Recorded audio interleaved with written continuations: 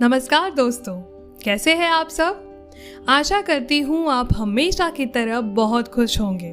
तो चलिए आज आपको ले चलती हूँ इतिहास नगरी, जहाँ हमने एक और वंडरस नारी की खोज की है, जो वेद पुराणों के काल में आज की वंडर वुमन कहलाती।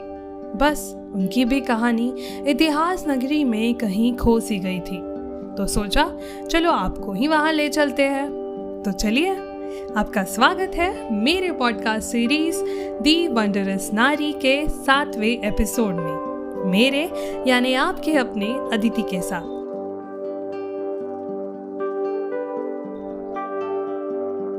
तो आज हम बात करेंगे एक ऐसी विदुषी महिला की जो वैदिक काल में अपनी बौद्धिक क्षमता से महर्षियों को चुनौती देती थी।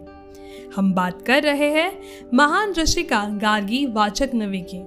हाँ, मैं जानती हूँ आप में से कुछ ही लोग होंगे जिन्होंने इनके बारे में सुना होगा। मुझे खुद मेरी माँ ने गार्गी वाचकनवी की कहानी सुनाई, और जब मैंने ये कहानी सुनी उसी क्षण सोच लिया था कि ऋषिका गार्गी वाचकनवी की कहानी मुझे आप तक पहुँचानी है।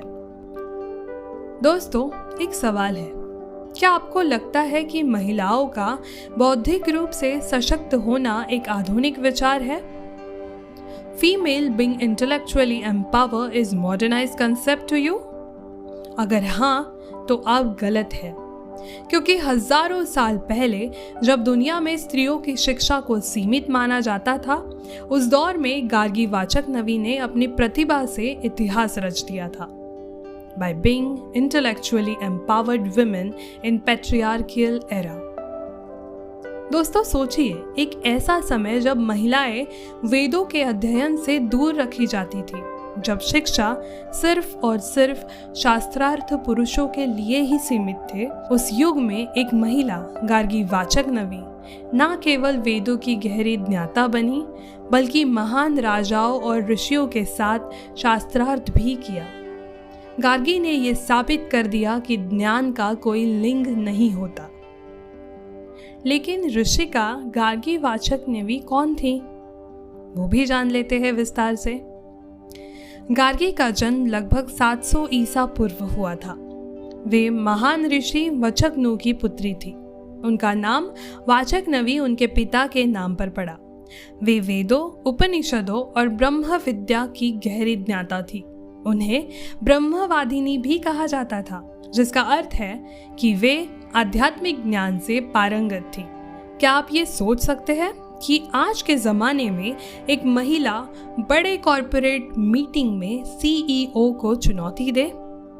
तो वैसा ही कुछ हुआ था वैदिक काल में। मिथिला के राजा और माता सीता के पिता जनक राजा की नगरी में एक सभा आयोजित की गई थी, जो उस समय का सबसे बड़ा बौद्धिक मंच था। उसे शास्त्रार्थ सभा भी कहा जाता था। वहां पर गार्गी ने महान ऋषि याज्ञवल्क्य को शास्त्रार्थ की चुनौती दी। उन्होंने गहरे दार्शनिक प्रश्न पूछे, जैसे ब्रह्म क्या है, यह संसार किससे उत्पन्न हुआ, परम तत्व का स्वरूप क्या है। उनके सवाल इतने तीखे और तर्कसंगत थे कि सभा में उपस्थित सभी ऋषि और विद्वान चकित रह गए। ये किसी भी समय के लिए एक ऐतिहासिक घटना थी कि एक महिला ने पुरुष के दबदबे वाले ज्ञान क्षेत्र में अपनी बुद्धिमत्ता का परचम लहराया। तो मेरी प्यारी सखियों, अगली बार कभी अपनी आवाज और अपना कहना रखने से कतराओ तो याद करना गार्गी को। अगर वो उस समय अपनी आवाज को आजाद कर समाज के सामने रख सकती है, तो आज आप क्यों नहीं। अब सवाल ये उठता है कि आज के समय में गार्गी की कहानी हमें क्या सिखाती है। पहली बात, बौद्धिक स्वतंत्रता। गार्गी ने हमें यह सिखाया कि महिलाओं का शिक्षा और ज्ञान में समान अधिकार है।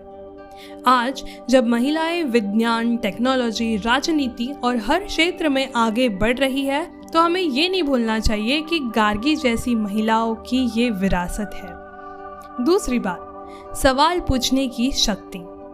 गार्गी ने हमें ये सिखाया कि सवाल पूछना कमजोरी नहीं बल्कि ताकत है। चाहे वह ऑफिस हो, क्लासरूम हो या घर पर, महिलाओं को अपनी जिज्ञासा और तर्कशीलता को दबाना नहीं चाहिए। तीसरी बात, लैंगिक समानता। अगर वैदिक काल में भी महिलाओं को वेद और ब्रह्मज्ञान का अधिकार था, तो आज उन्हें किसी भी क्षेत्र में पीछे नहीं रखना चाहिए। और सबसे महत्वपूर्ण चौथी बात, दुनिया को चुनौती देने की हिम्मत।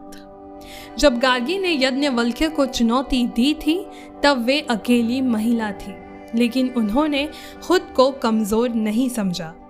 आज महिलाएं अगर किसी भी क्षेत्र में बदलाव लाना चाहती है, तो उन्हें भी गार्गी जैसी हिम्मत रखनी होगी।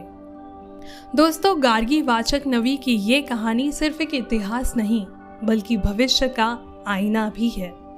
उनकी बुद्धिमत्ता, जिज्ञासा और ज्ञान की प्यास हमें ये याद दिलाती है कि महिलाएं किसी भी क्षेत्र में पुरुषों से पीछे नहीं है।